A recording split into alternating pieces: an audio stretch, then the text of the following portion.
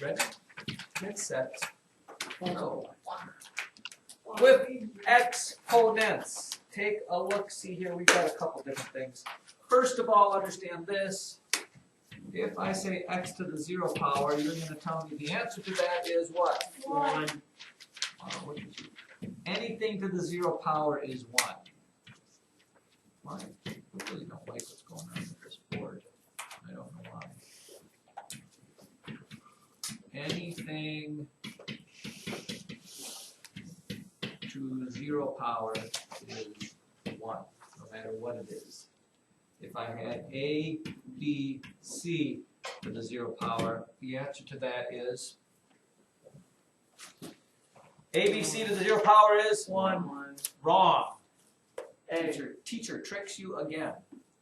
There's the C and 1, but the A and B need to be different. Who said it? Did you say it, Faith? Yeah. A, B is the answer. Why is that not 1? Because it's C. Because this exponent only goes for what's right in front of it. And right in front of it is the C. So the C actually becomes a 1. So this is AB times 1, which happens to just be AB. This, ladies and gentlemen, is what you were saying. This has to be in parentheses for that to be equal 1. Because that means that whole thing is to the 0 power, and that's your equal 1. So please take note of that, read, understand, and inwardly digest that. Now how about anything to the first power? X to the first power is? X. Yeah. Anything to the first power is itself.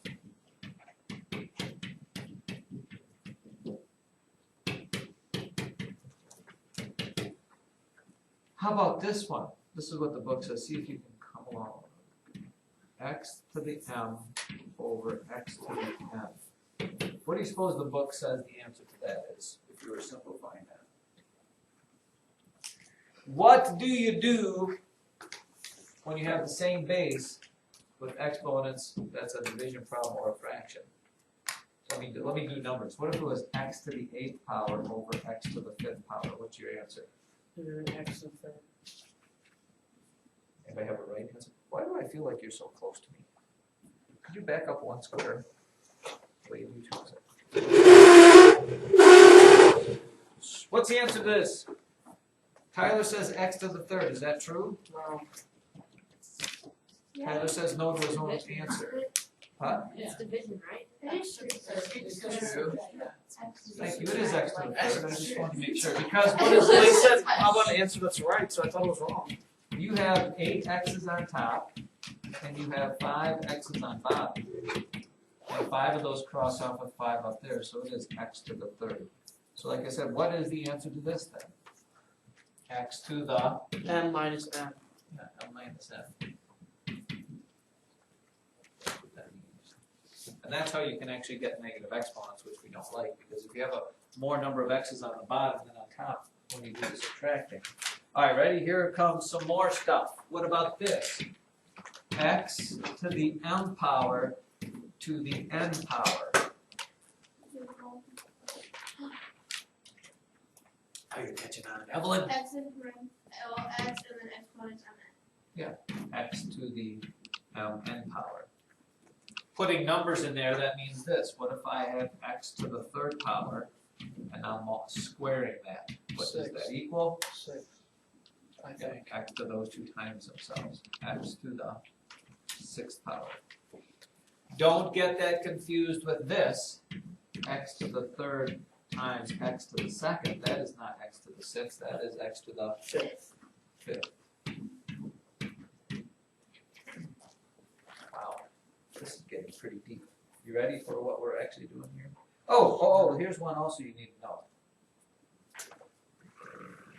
And we'll do x, y to the m power. Or let me put letters in there.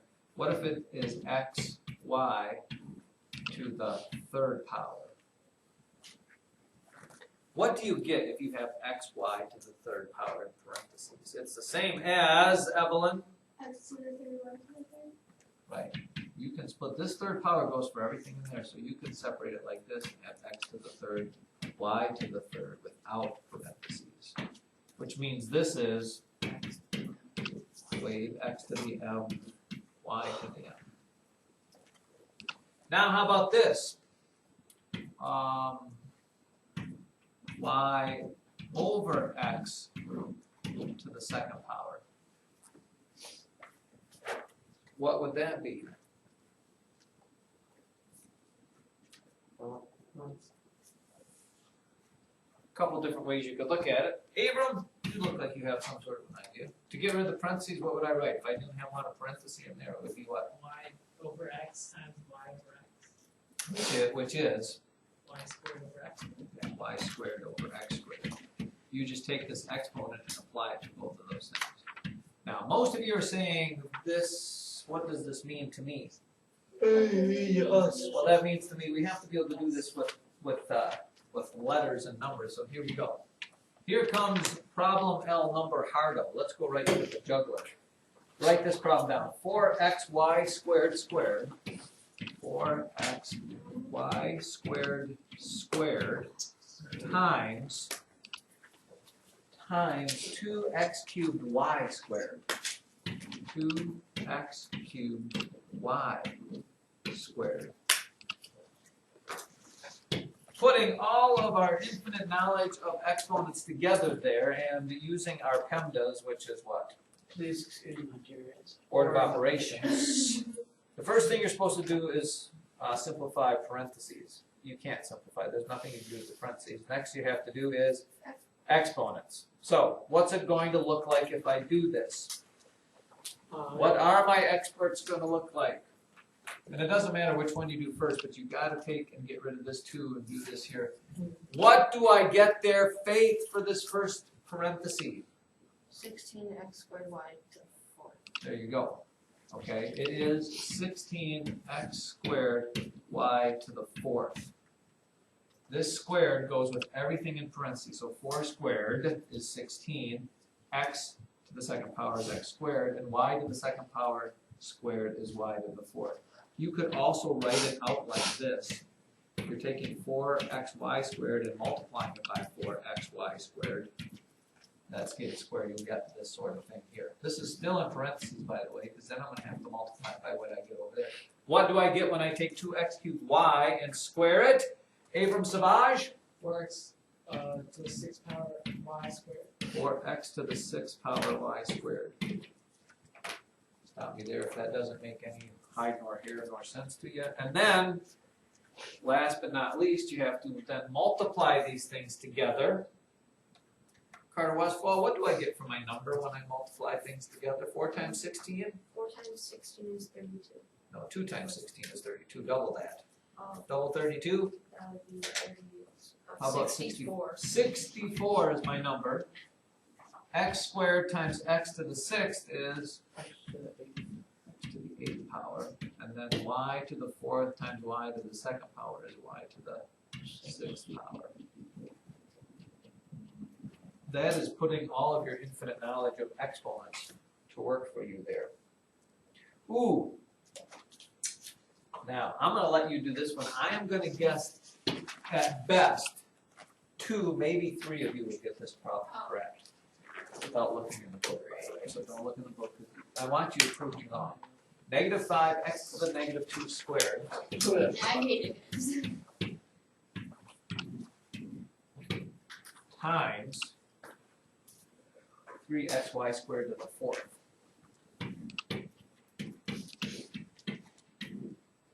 I'm going to give you a second just to try as best you can to simplify that down to something reasonable.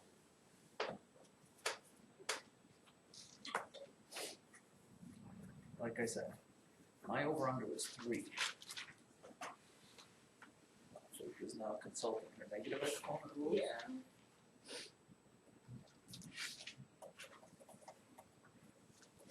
I might wait to think about the negative exponents till I get kind of to the end. But who knows? Oh my, we do end up with an abnormally large number.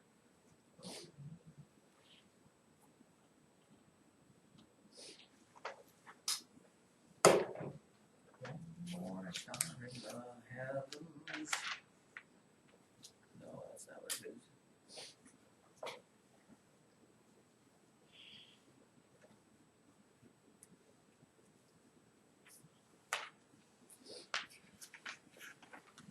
will stop you soon.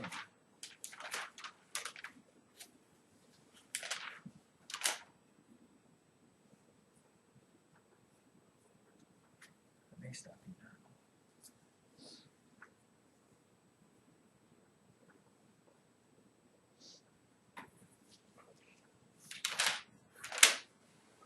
now. Answer we have, anybody? Gosh, you got an answer? How confident are you in your answer? 2025 x to the 8th y to the 16th. 2025 x to the 8th y to the 16th. Any other jumping on that bandwagon? Wade, that's what you say? Oh, No, not that. Wait, maybe. your Wade is saying, 2025 y to the 8th. let's look, see here. First of all, you're squaring. I have that. So -5 squared is 25. X to the -2 squared is x to the -4th. Let's just leave that be as it is. Over here, you are cubing, or fourth root of that is, what, 9 times 9 is 81. X to the 4th and y to the 8th. Right, see any issues with that? Now, 25 times 81 is in fact, what is that, 2045? 25? All right, x to the -4 times x to the 4, you add exponents, gives you x to the 0, which is 1, which is nothing, because when you multiply by that 1, you end up with that y to the 8th there. First day, see anything that might cause any great consternations, problems, stop me, ask me, want me to review that? If you got it wrong, what did you wrong? Yes. You said if you square something negative, the negative is outside, so you, No. It's like This is, -5. this -5 is both inside this parentheses, so it's -5 times -5. If the negative was out here, then it would have been a negative here. alright. But it is, but if it's in the parentheses, you have to square it as well. Negative times negative. Very good question. Technologically speaking. Okay, here is the spiel.